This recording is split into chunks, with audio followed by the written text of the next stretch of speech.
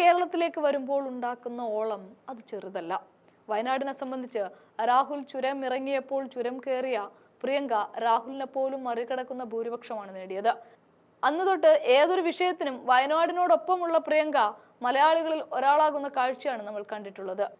എന്നതുപോലെ തന്നെ പ്രിയങ്കയുടെ ഓരോ വരവും കുട്ടികളെ അടക്കം ആവേശത്തിലാക്കാറുമുണ്ട്. കഴിഞ്ഞ ദിവസം വയനാടിന്റെ ടൗൺഷിപ്പിനായി തറക്കല്ലിടൽ ചടങ്ങിൽ എത്തിയപ്പോഴും താരമായത് പ്രിയങ്കയും കുട്ടികളുമാണ്. ഒരൊറ്റ ഈശ്വര പ്രാർത്ഥനയോടെ പ്രിയങ്കയെ കയ്യിലെടുക്കുകയായിരുന്നു ഒരു കൊച്ചുമിടുക്കി. തുടർന്ന് അവിടെ കൂടിയ ഓരോ കുട്ടികളോടും കൈപിടിച്ചും കുശലം പറഞ്ഞും അഭിവാദ്യമർപ്പിച്ചുമാണ് പ്രിയങ്ക മടങ്ങിയത്. ആ രംഗങ്ങൾ ഒന്ന് കാണാം.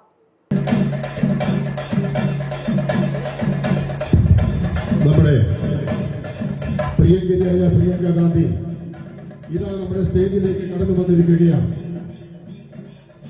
നമ്മുടെ പൂതാടി ഗ്രാമപഞ്ചായത്തിന്റെ ആസ്പിറേഷൻ ഫണ്ടിൽ ഉൾപ്പെടുത്തി നടത്തിയിട്ടുള്ള പദ്ധതി പൂർത്തീകരണത്തിന്റെ ഉദ്ഘാടന കർമ്മമാണ് ഈ ധന്യമുഹൂർത്തം നടക്കാൻ പോകുന്നത്.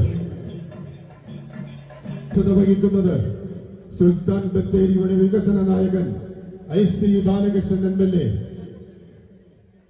സുൽത്താൻ ബത്തേരിയുടെ പൊന്നോമന പുത്രനായ ശ്രീ IC ബാലകൃഷ്ണൻ അധ്യക്ഷത വഹിക്കുന്ന ചടങ്ങിൽ പൂതാടി പഞ്ചായത്തിന്റെ പ്രസിഡന്റ് മിനി പ്രകാശൻ സ്വാഗതം ആശംസിക്കുന്നു. പ്രിയമുള്ളവരെ, പൂതാടി ഗ്രാമപഞ്ചായത്തിൽ 2 കോടി പൂർത്തീകരിച്ച പദ്ധതിയുടെ ഉദ്ഘാടന കർമ്മമാണ് നടക്കാൻ പോകുന്നത്. ഈ ചടങ്ങിലേക്ക് പങ്കെടുക്കാൻ എത്തിയിട്ടുള്ള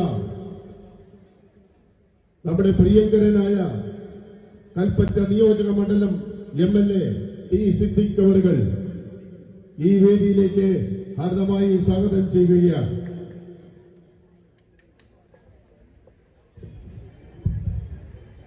നമ്മുടെ പൊതുസമ്മേളനം വിവിധ പദ്ധതികളുടെ ഉദ്ഘാടന പരിപാടി ആരംഭിക്കുകയാണ്.